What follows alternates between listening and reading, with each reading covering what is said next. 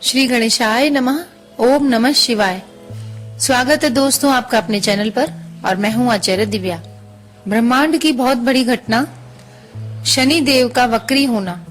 तो 17 जून 2023 को रात को 10:22 पे शनि महाराज वक्री होंगे और अपनी ही कुंभ राशि में होंगे, जो कि 4 नवंबर तक वक्री रहेंगे।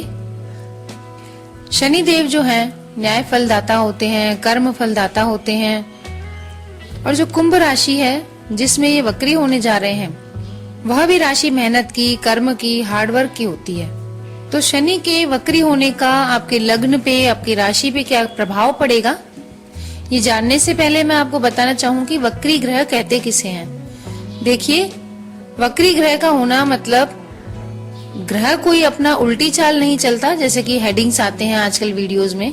ग्रह अपनी गति से चलते रहते हैं, लेकिन वो वक्री महसूस होते हैं किसी दूसरे ग्रह से। जैसे दो गाड़ियां चल रही हों, एक गाड़ी की स्पीड तेज हो और दूसरी गाड़ी की स्लो हो जाए। पहले दोनों गाड़ियां बराबर चल रही हों, एक गाड़ी फिर उससे अचानक स्लो हो जाए, तो दूसरी गाड़ी में बैठे हुए लोगों को लगेगा कि वह गाड़ी पीछे की ओर जा रही है। तो इसी तरह से पृथ्वी पर बैठे लोगों को अब महसूस होगा कि शनि महाराज पीछे की ओर जा रहे हैं, यानी टेढ़े हो गए हैं, वक्री हो गए हैं।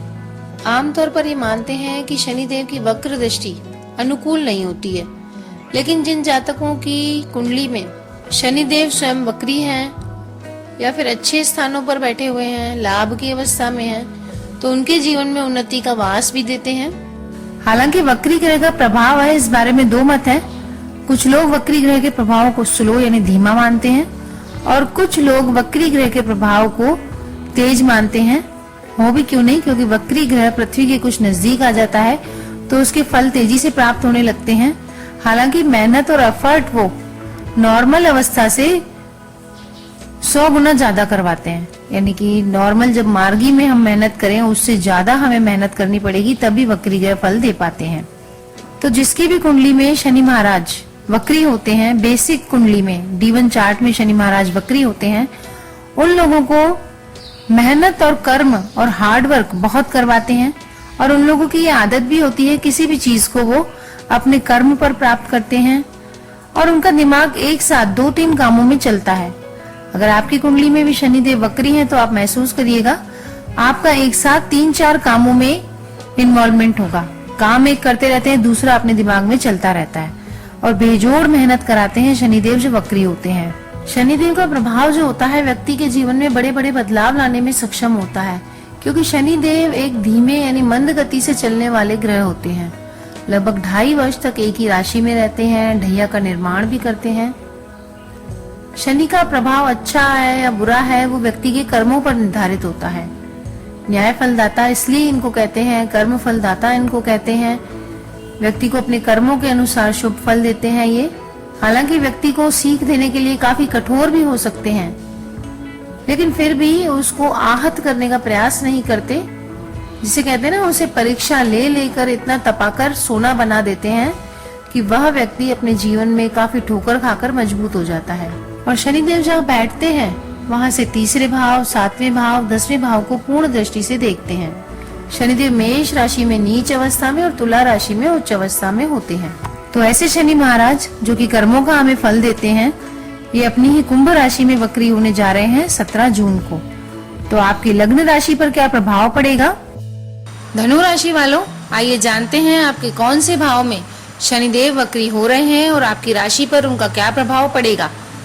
देखिए धनु राशि वालों, शनिदेव कुंभ राशि में वक्री हो रहे हैं, जो कि आपके तीसरे भाव में पड़ती है। तो तीसरे भाव में शनिदेव का वक्री होना एक तरह से अच्छा ही कहा जाएगा आपके लिए।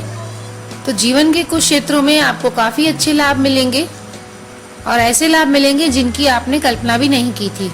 जहां आप काम करते हैं वहां आपको कर्मचारियों का सहयोग मिलेगा।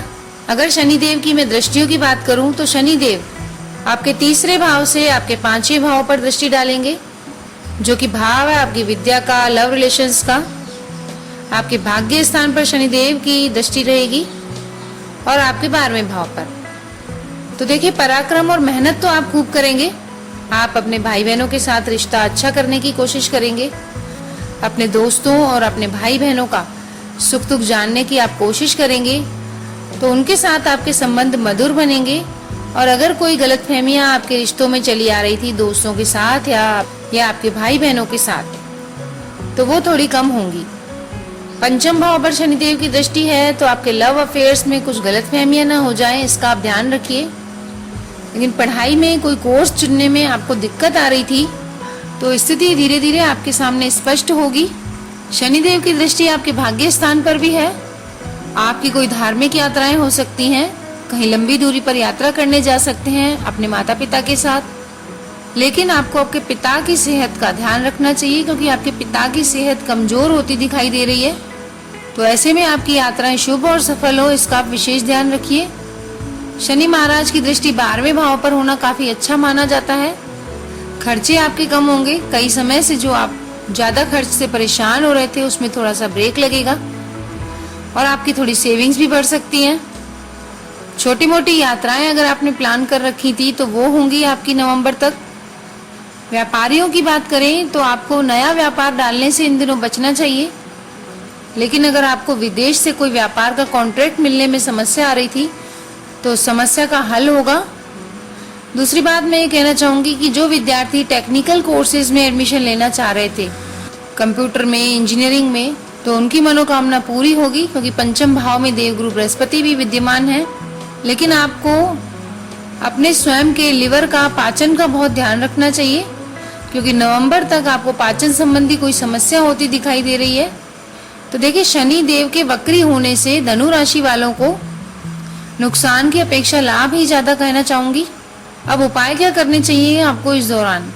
तो देखिए, शनि देव के दुष्प्रभावों से बचने के लिए आपको पीपल के पेड़ को जल देना चाहिए शनिवार वाले दिन काले तिल डालकर, जिससे आपके पॉजिटिव रिजल्ट्स में वृद्धि होगी। देवगुरु बृहस्पति भी आपसे प्रसन्न होंगे। और दूसरा उपाय, हनुमान चालीसा का पाठ करते रहिए। वीडियो अगर पसंद आई है तो लाइक, शेयर और कमेंट करें। कमेंट में लिखिए जय शनिदेव। ऐसे ही और जानकारी पूर्ण वीडियो में फिर से मिलूंगी। तब तक नमस्कार दोस्तों।